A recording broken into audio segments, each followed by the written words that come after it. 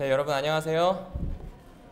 네, 비가 오는 안식일 예배를 드리기 위해 이 자리에 함께 하신 우리 청소년 예배 식구들을 주님의 이름으로 환영합니다. 또한 오래간만에 듣는 것 같아요. 청년 남성 4중창 너무나 감사합니다. 예배 올라오기 이전에 조금 격양되어 있었던 마음을 낮추고 겸비하게 말씀을 나눌 수 있도록 준비시켜 주셔서 정말 감사합니다. 혹시 여러분 그 플리츠 크라이슬러라고 하는 사람 아세요? 잘 모르시나요? 바이올린을 하시는 분들은 아신대요. 플리츠 크라이슬러라고 하는 사람은 정말 유명한 연주자였다고 합니다. 근데 그 사람의 자서전에 보면 이런 내용이 있어요. 이 사람이 어느 날 영국에 있는 한 신사의 집을 방문하게 됩니다. 방문하게 되는 이유가 뭐냐면요, 그곳에 스트라디바리우스 바이올린이 있었대요. 그러니까 그거는 너무 명품이라서 이렇게 돈을 주고 살 수 없는 굉장히 유명한 바이올린이라고 하더라고요. 이걸 가지고 있는 걸 알게 되어서 그 영국 신사를 수소문하고 또 알아보고 또 알아본 다음에 그 집으로 방문하게 됩니다. 그리고 자신의 전 재산을 다 팔아서라도 그 바이올린을 사겠다는 각오로 다음과 같이 이야기합니다. 저에게 그 바이올린을 혹시 정말 귀중한 거지만 저에게도 그렇게 가치 있는 것이기 때문에 파실 수 있겠냐고 물어봅니다. 그랬더니 이 영국 신사가 빙긋이 웃으면서 아주 단호하게 이야기하는 겁니다. 팔 수 없는 물건이니까 그냥 돌아가라는 겁니다. 그냥 돌아가려고 생각하니까 이 플리츠 크라이슬러가 굉장히 이렇게 아쉬운 거예요. 이걸 어떻게 하지? 이걸 어떻게 하지? 내가 이걸 찾기 위해서 정말 오랜 시간을 들였는데 라는 생각을 합니다. 그리고 용기를 내어서 다음과 같이 이야기합니다. 잠깐 구경이라도 할 수 있을까요? 라고 이렇게 기어 들어가는 목소리로 이야기해요. 그 영국 신사는 여기까지 온 이야기를 아니까 이거라도 해줘야 되겠다 싶어서 흔쾌히 보라고 합니다. 그리고 바이올린의 하드 케이스를 열고 그 바이올린을 만지고요, 현을 하나하나 건드려 봅니다. 그리고 활을 이렇게 조아요. 그리고 자기 어깨에 가만히 대어서 이 스트라디바리우스라고 하는 이 바이올린을 느끼기 시작을 해요. 그리고 연주를 합니다. 연주를 하는데요, 처음엔 몰랐는데 10분, 20분이 흐르니까 뭔가 이렇게 자기와 계속 혼연일체가 되는 것 같아서 너무 좋았대요. 그래서 이 사람은 눈을 감고 계속 연주를 했답니다. 그러다가 뭔가 좀 이상한 것 같아서 눈을 떠보니까 자기 앞에 있던 그 팔지 않겠다고 한 영국 신사가 우는 거예요. 눈물을 뚝뚝 흘리고 있는 거예요. 그래서 왜 그러냐 물어봤더니 이 악기 소리를 듣는데 자기가 지금까지 들었던 것과 다른 소리가 들리더래요. 새소리 같은 것이 들리기도 하고 미친 사람 같지만 하늘의 성가대의 목소리가 들리는 것 같기도 하고, 그러면서 자기 마음이 너무 편안해져서 그냥 나도 모르게 눈물을 흘렸다라고 하는 겁니다. 그러니까 너무 미안한 거예요. 그래서 크라이슬러가 다음과 같이 이야기했어요. 죄송합니다. 저 때문인 것 같은데 제가 악기 두고 가겠습니다. 그랬더니 이 사람이 잠깐만요 하면서 만류를 해요. 이 바이올린은 팔 수 없는 거지만 주인이 정해진 것 같습니다. 당신이 주인입니다. 당신이 이 명품의 주인입니다 라고 이야기해 주었대요. 그리고 그 바이올린을 얻게 되었다고 합니다. 하나님께서 우리를 만드셨을 때 명품으로 만드셨어요. 우리는 그의 만드신 바라라고 표현하잖아요. 명품이에요. 지금 앉아있는 저기 은빈이, 성철이, 예을이, 또 다른 청년들, 생긴 게 어떻든 모습이 어떻든 그 과거가 어떠하든 상관없어요. 그분 보시기에는 우리 한 명 한 명이 다 명품입니다. 근데 명품은요, 명장의 손에서 나오고요, 그 명장의 손에서 나온 명품은요, 그걸 잘 사용할 수 있는 사람이 사용할 때의 가치가 있습니다. 스트라디바리우스, 이 발음도 하기 힘든 이 굉장한 명품 바이올린을 플리츠 크라이슬러라고 하는 사람의 손에 들려졌을 때 다른 사람의 심금을 울릴 수 있는 귀한 도구가 되었잖아요.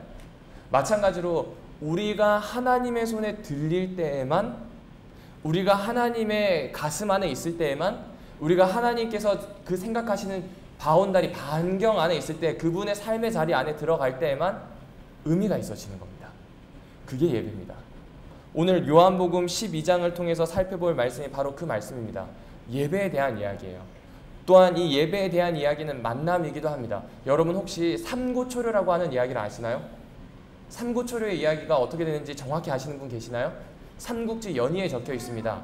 그 내용은 이렇습니다. 유비라고 하는 아주 어진 사람이 있었어요. 이 사람이 난세에 정말 많은 군웅들이 일어날 때 자기 역시 도탄에 빠진 민중을 구원하기 위해서 출사표를 던집니다. 그런데 자기에게 생각해보니까 지혜와 지식이 없는 거예요. 이 난세를 헤쳐나갈 수 있는 해안이 없는 겁니다. 자기 옆에는 장비라고 하는 정말 일당 100 이상의 명장이 있고요. 관우라고 하는 정말 어진 장군이 있지만 지식을 가지고 있는 군사가 없는 거예요. 그래서 이 사람이 저기 한직에 있었던 제갈량이라고 하는 당시 28살밖에 되지 않는 사람을 찾아가게 돼요. 굉장히 먼 길을 찾아가죠. 한 번, 두 번, 세 번. 결국 3번 찾아가게 되어서 그 제갈량이 마음을 얻죠. 그 제갈량의 마음을 얻을 때 주변에 있었던 군웅들이 다 다음과 같이 이야기했어요. 아깝다고. 내가 그렇게 하지 못해서 아깝다고. 찾아간 사람은 유비밖에 없었습니다. 근데 곰곰이 생각해보면요. 오늘날 우리의 모습도 그런 것 같아요. 오늘날 우리의 모습도 진정한 만남은 꺼려해요. 깊고 정말 진정하고 알아가는 만남은 꺼려하고 표면적인 만남이 너무 많아요. 여러분의 SNS를 보세요. 여러분의 카카오톡을 보시죠. 여러분이 가지고 있는 순간순간 느끼는 감정들을 표현할 수 있는 이모티콘은 많지만 여러분의 깊은 생각과 진중함을 나눌 수 있는 것들은 굉장히 많이 줄어든 것 같은 세상이에요.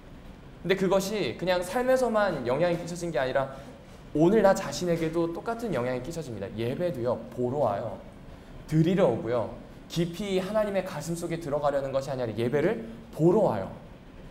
예배를 보러 왔대요. 한편의 좋은 영화처럼 한편의 잘 준비된 쇼처럼 보러 온다고 이야기해요. 그것이 오늘 저와 여러분이 살아가고 있는 세상의 모습이고 우리의 모습 아닌가요? 그런 의미에서 본다면 정말 나를 명품으로 만드신 분이 나를 그 손에 넣으시고 어떻게 만드실지 그리고 그분을 만나는 것이 어떤 만남일지 오늘 이 말씀을 통해서 같이 고민해 보기를 원합니다. 요한복음 12장을 같이 펼쳐보시겠습니다. 요한복음 12장 20절입니다. 요한복음 12장 20절입니다. 이 성경절은 좀 같이 읽으면 좋겠습니다. 말씀을 소리내어서 읽을 때 제일 먼저 듣는 사람은 자기 자신입니다. 하나님께서 주시는 말씀을 자기 귀에 가장 잘 넣을 수 있는 방법이 소리내어서 읽는 거래요. 우리 말씀에 한번 귀 기울여보는 시간이 되면 좋겠습니다. 찾으셨죠? 시작! 명절에 예배하러 올라온 사람 중에 헬라인 몇이 있는데. 감사합니다. 명절이 되었대요. 6월절, 지금 그 절기를 지키기 위해서 사람들이 모이는 모습입니다. 너무나 좋아요. 마치 우리네 추석 혹은 설처럼 사람들이 다 모이는 거예요. 3, 4, 5 모이는데 고향으로 모이는 게 아니고요. 예루살렘으로 모여요. 근데 이 예루살렘으로 모이는데 재밌는 광경이 있습니다. 이 모이는 사람 중에 누가 있어요? 헬라인 몇이 있어요. 그리스 사람이래요. 그리스에 살고 있는 그리스 국적을 가지고 있는 유대인의 혼혈인지 유대인인지 아니면 외국인인지 모르겠지만 어쨌든 분명한 것은 그 나라 사람이 아닌 이방인입니다. 그렇죠? 그 이방인이 어디로 와요? 그 이방인이 지금 명절에 무엇하기 위해서요? 예배하기 위해서. 다른 게 아니라 무엇하기 위해서요? 예배하기 위해서 성전을 찾았다고 하는 겁니다. 당시도 그렇고 오늘날도 그렇고 우리 예배할 수 있어요. 어디서나. 그런가요? 아침에 조성 예배 집에서 할 수 있고요. 나 혼자서도 회사에서 잠깐 5분 동안 기도하면서 충분한 예배 시간을 가질 수도 있을 수도 있어요. 내가 저녁에 일기를 쓰면서 예배 시간을 가질 수 있고요. 내가 차를 타고 가든 버스를 타고 가든 예언의 선물에 있는 말씀을 들으면서 그 말씀을 새기는 혹은 나 혼자 찬양하면서 충분히 예배의 시간을 만들 수 있습니다. 그런데 명절이 되었을 때 예배하기 위해서 이 자리에 왔대요. 왜 왔을까요? 여러분이 너무나 잘 알고 계시는 이유입니다. 이유는 너무 단순해요. 거기에 희생제사를 드릴 수 있기 때문이에요. 거기에서만 희생제사를 드릴 수 있어요. 예루살렘에서만 희생제사를 드릴 수 있기 때문에 사람들이 그곳에 모이는 겁니다. 마찬가지입니다. 오늘 이 안식일 일주일 동안 여러분의 각자의 삶에서 예배를 드릴 수 있었습니다. 그럼에도 불구하고 이 안식일을 기억하여 이곳에 와서 예배를 드리려 하는 이유는 무엇입니까? 그럼에도 불구하고 여러분의 삶의 약속들을 정리하고 그럼에도 불구하고 아침에 그 분주한 시간을 정리해서 쉴 수도 있는 날 이곳에 와서 예배를 드리는 이유는 무엇입니까? 어떤 면에선 사역자들에겐 이 안식일은 쉼이 아닐 수도 있습니다. 누군가에겐 쉼의 날이지만 사역자들에게 있어서 이 안식일은요, 쉼의 날이 아니라 누군가를 돕고 사역하는 날입니다. 그런데 우리는 왜 이곳에 모여서 혹은 사역하기도 하고 혹은 예배하기도 합니다. 이유가 무엇일까요? 우린 도대체 왜 그러고 있습니까? 여러분이 가지고 계신 이유는 무엇인가요? 다름 아닌 이곳에는 예수를 기억하는 사람들이 모이기 때문입니다. 6월절에 예배하러 올라온 사람들, 이곳에는 희생제사 곧 어린 양이 있었기 때문입니다. 성소가 그리고 예배를 드릴 수 있는 장소가 바로 여기에 있었기 때문입니다. 제가 이번에 주문진에 우리 학생반 친구들과 함께 갔어요. 정말 차에 꼭꼭 끼어 타가지고 2시간 40분, 3시간 정도 걸려서 주문진에 도착하게 되었습니다. 근데 주문진에 출발하면서부터 제가 제일 걱정했던 건 재정입니다. 물론 이것저것 지원해 주시는 것도 있지만 상황이 어떻게 될지 모르기 때문에 굉장히 걱정했거든요. 주문진 26, 한 25 되는 인원을 데리고 갔다 왔는데요. 총 사용한 금액이 100단위가 넘어요. 한 번 먹으면요. 식사가 몇십만 원이에요. 얘들 좀 적게 먹는 애들이 아니잖아요. 좀 많이 먹잖아요. 저희 학생반 친구 정말 많이 먹거든요. 그냥 몇십만 원이 쑥쑥쑥 나가요. 얼마나 두려웠는지 몰라요. 근데 더 재밌는 건요. 혼자 여행할 때랑 같이 여행할 때랑 그게 굉장히 틀리다는 거예요. 저 혼자 여행하면 뭐 10만 원 안짝으로 쓸 수 있지만 여러 사람이 가게 되니까 가격이 계속 올라가는 겁니다. 근데 한번 생각해 보세요. 헬라인 몇이 왔어요. 가족도 있을 거고요. 친지도 있을 겁니다. 그런데 헬라 지방, 곧 그리스 지방 혹은 그리스말을 쓰는 지방에서부터 왔을 거예요. 당시 교통도 좋지 않아요. 나귀를 사야 되실 수도 있고요. 그리고 수레를 사든지 아니면 그 수레를 고쳐야 할 수도 있습니다. 그런 상황이에요. 그런 상황에서 예루살렘까지 옵니다. 오면서 도대체 몇 밤을 잤을까요? 저는 주문진까지 하루 만에 가서 그곳에서 자고 먹고 해결하고 하루 만에 왔어요. 그러나 이 사람들은 일주일 혹은 그 이상의 시간을 왔다 갔다 해야 됩니다. 얼마나 많은 돈이 들까요? 한 달에 봉급? 2달 봉급? 3달? 어쩌면 그보다 더한 돈이 들 수 있어요. 그런데 그 사람들은 그 길을 걸어오든 무얼 타고 오든 왔어요. 무엇 때문에요? 예배하기 위해서요. 온갖 불편과 위험이 있습니다. 여행하는 사람들이 재물을 드리기 위해 많은 돈을 가지고 간다는 걸 알아요. 강도들이 늘 기다리고 있죠. 그 장소를 지나쳐야만 합니다. 날씨가 어떻게 바뀔지 몰라요. 갑자기 비가 오면 움직이지 못하고 텐트를 치고 있어야 될지도 몰라요. 그럼에도 불구하고 그 여행을 출발한 겁니다. 온갖 불편과 위험과 비용을 다 부담해가고 심지어 나의 시간까지 써가면서 거기를 가게 됩니다. 단 하나, 그곳에서 희생제사를 드릴 수 있기 때문에 그렇습니다. 이 모습을 보니까 저의 모습이 반성이 되더라고요.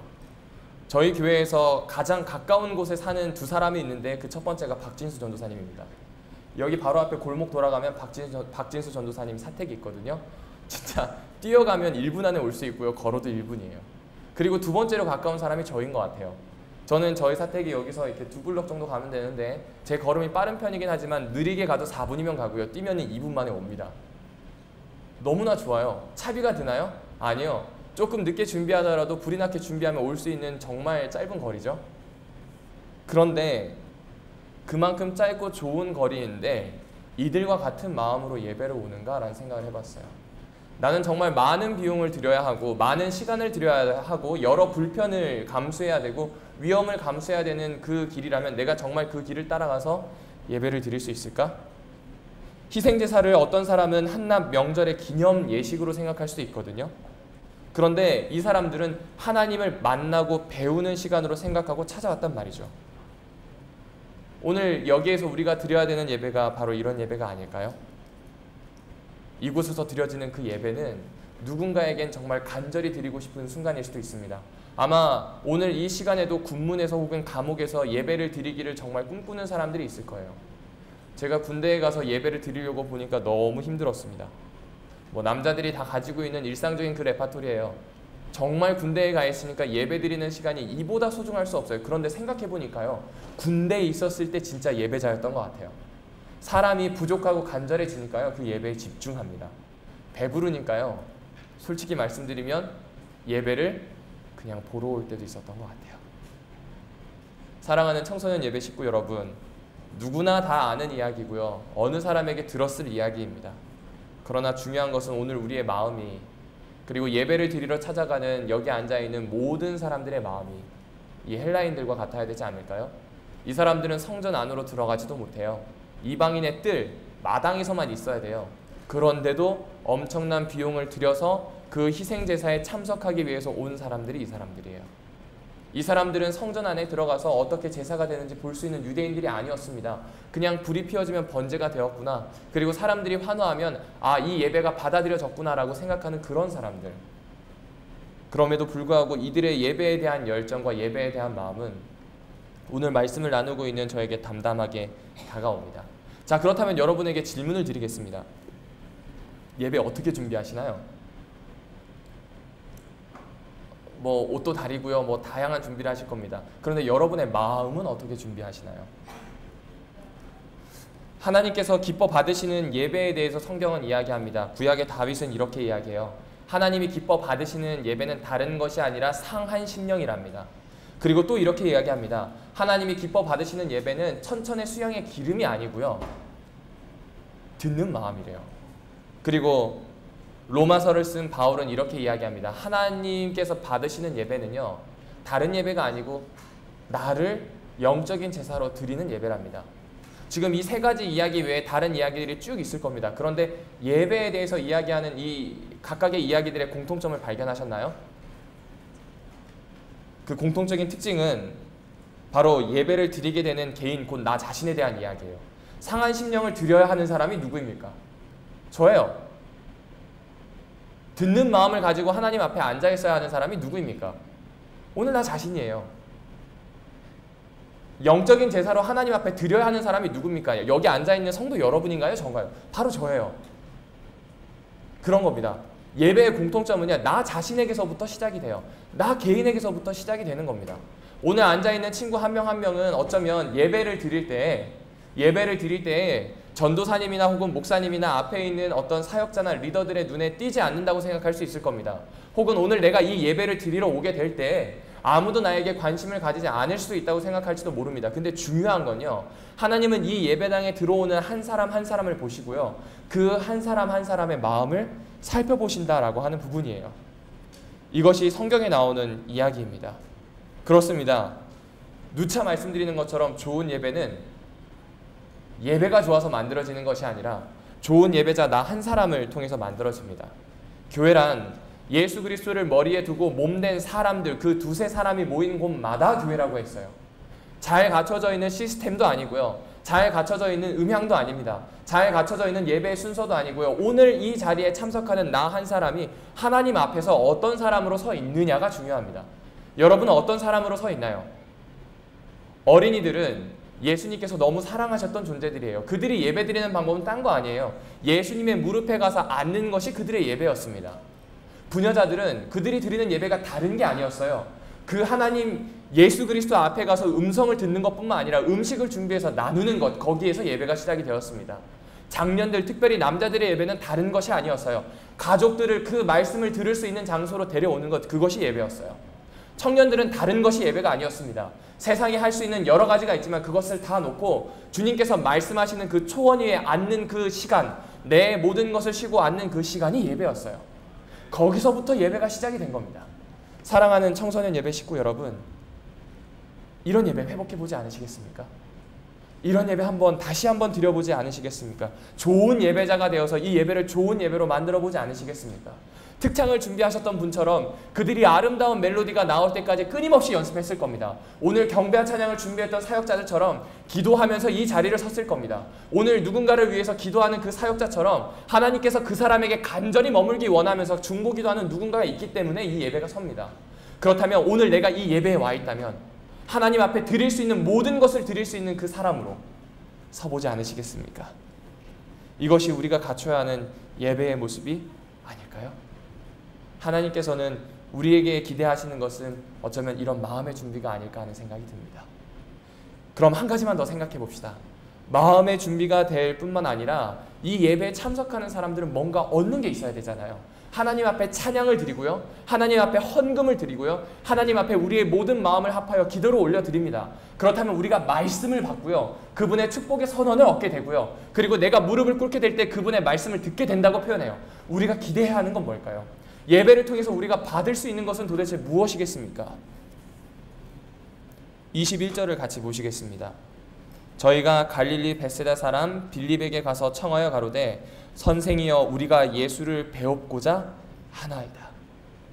이 헬라인들의 기대, 그리스 사람들의 기대는 무엇이었나요? 딱 한 가지였어요. 그 모든 비용을 들여서 오게 되었을 때 그들이 기대했던, 꿈꾸었던 것은 단 한 가지입니다. 그것은요, 예수님 얼굴 보고 만나는 거예요. 그것은요, 가능하다면 예수님과 같이 대화하는 거예요. 물론 그분이 인기가 많고 바쁘시겠지만 그 얼굴을 한 번이라도 보고 그분의 행동을 보고 나에게 어떤 영향력이 끼쳐지는지를 보고 싶은 거예요. 우리가 기대해야 되는 모습은 거기에 있어요. 우리가 오늘 기대해야 되는 예배의 모습은요, 다른 게 아니에요. 주변 사람들의 모습을 보는 게 아닙니다. 그렇기 때문에 찬양을 할 때는 하나님을 만나기 바라는 마음으로 하나님 앞에 드려야 합니다. 그렇기 때문에 기도할 때에는 다른 사람이 나의 기도 소리에 집중하는 것에 신경 쓰는 것이 아니라 내가 어떤 목소리를 들을지를 기대하고 기도하는 것이 중요합니다. 그렇기 때문에 내가 오늘 말씀을 나누고 혹은 듣는 것은 그분께서 들려주시는 말씀을 다른 소리가 아니라 거룩하게 구별하여서 듣겠다고 하는 결심이 필요한 겁니다. 예수를 뵙기 위해서 우린 이 자리에 있는 거예요. 예수를 보기 위해서 이 자리에 있는 겁니다. 그 기대가 바로 이 그리스 사람들에게 있었습니다. 신약과 구약 성경을 요약하면 이거 아닌가요? 오실 예수님을 기대하는 사람들의 모습, 신약은 다시 오실 예수님의 모습을 기대하는 사람들의 모습 아닐까요? 보고 싶어하는 사람들의 기록이 바로 이 성경의 기록 아닙니까? 생각해 봅시다. 예수님의 지금 생애가 끝나는 이 후기가 되었을 때는 서방에 있었던 그리스 사람들이 방문했어요. 그런데 예수님이 제일 먼저 태어나게 되었을 때에는 동방에 있는 박사들이 방문하게 됩니다. 그들은 예수 그리스도에 대해서 연구하였고요. 그들은 예수 그리스도에 대해서 성경을 통해 듣게 됩니다. 그래서 친구들끼리 작당을 해요. 우리 가자고요. 그리고 그분을 만나보자고요. 그리고 찾아가게 됩니다. 그런데 더 중요한 건 예루살렘 사람들이 모른다는 거에 깜짝 놀라요. 그리고 그 별을 따라 가게 되었는데 그들이 기대했던 모습과는 조금 다른 예수를 봐요. 유수한 집안에, 멋진 가문에, 똑똑한 어머니와 아버지를 둔 혹은 영향력 있는 아버지와 어머니를 둔 예수가 아니라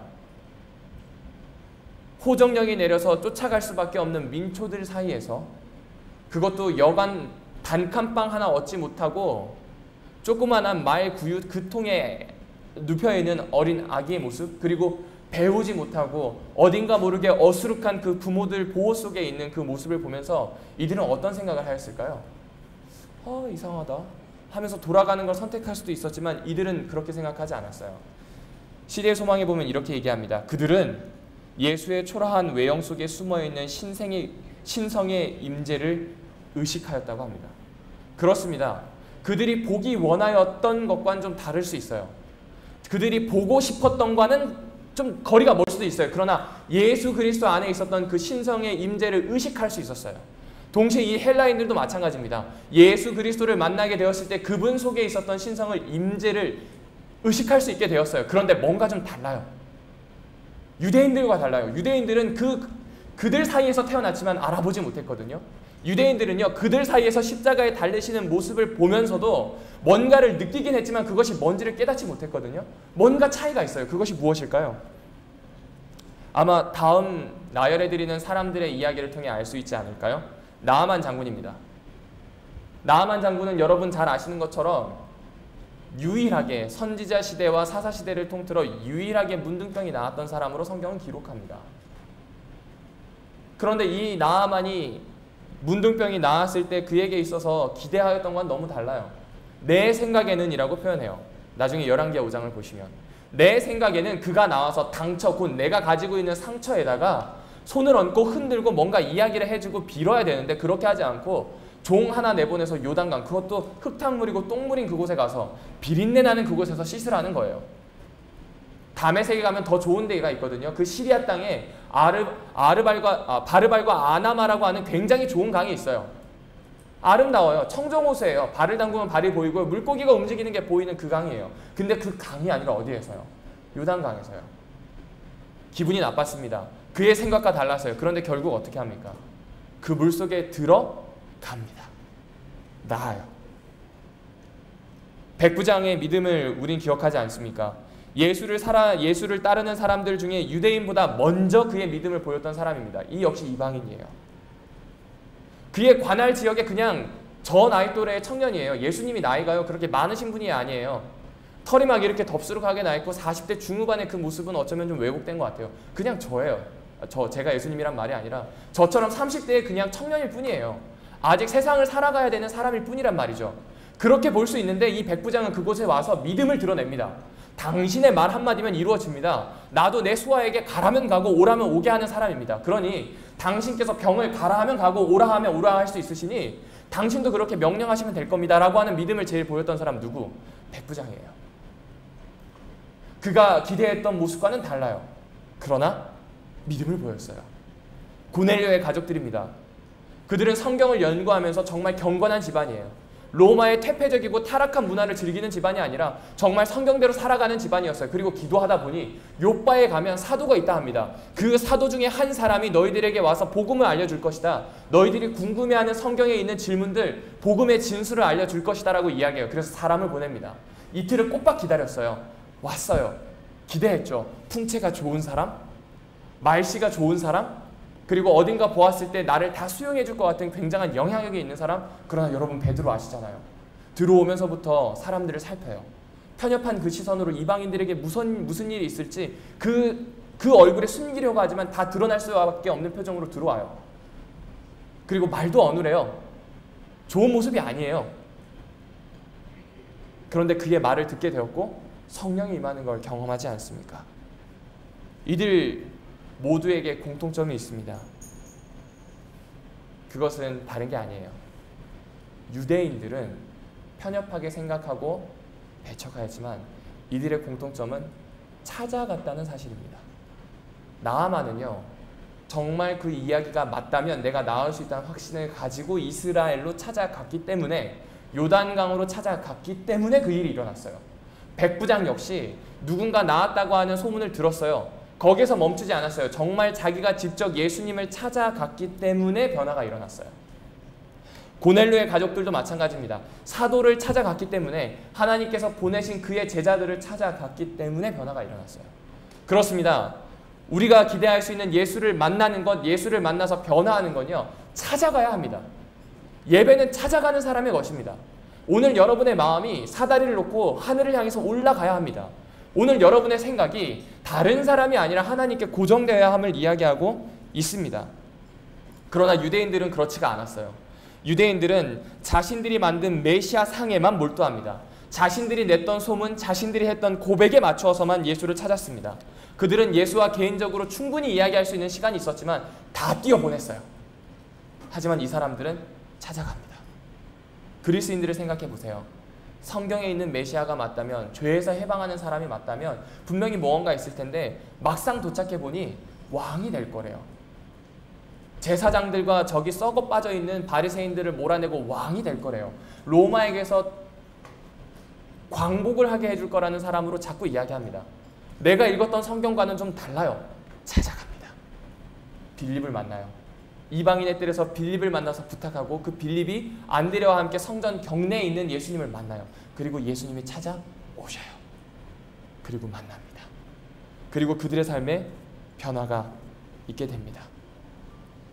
서두에 말씀드렸던 것처럼 요새는 굉장히 얕은 관계를 좋아합니다. 사소한 것에 웃는 것이 아름다울 수 있지만 너무 얕아요. 너무 진중할 필요가 없다 하지만 이 세계는 지금 너무 얕아요. 예능을 보든 뉴스를 보든 가십을 보든 뭘 보든 우리네 관계를 보든 너무 얕아요. 진정한 만남이 없어요. 진정한 만남은 어려운 게 아니에요. 궁금하면 찾아가는 거고요. 만나기 원하면 직접 그 사람 앞에 서는 겁니다. 오늘 예배를 보러 오셨습니까? 찾아 만나러 오셨습니까? 오늘 이 예배에 좋은 예배를 경험하러 오셨습니까?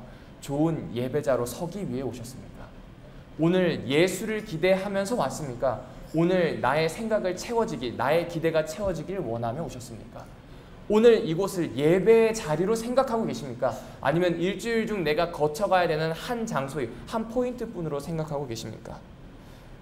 우리 오늘 한 가지 결심합시다. 이 찾아왔던 헬라인들처럼 예배합시다. 내가 좋은 예배자가 되는 겁니다. 그리고 직접 찾아가는 겁니다. 이방인들 중에 찾아왔던 사람들, 예수님을 만나고 싶었던 사람은 일명 열애 없이 그분을 만나게 되지 않았습니까? 그분께서는 지금 이 헬라인들 역시 나와서 만나주지 않으셨나요? 오늘 우리도 그럼 만나주지 않으실까요? 그들의 태도를 본받아 직접 예배 안으로, 직접 성경 안으로, 직접 기도 안으로, 직접 예수 그리스도의 가슴 안으로 뛰어들 수 있는, 그래서 그분과 진중하고 아름다운 대화를 나눌 수 있는 귀한 청소년 예배 식구들이 되길 원하며 말씀을 마치도록 하겠습니다.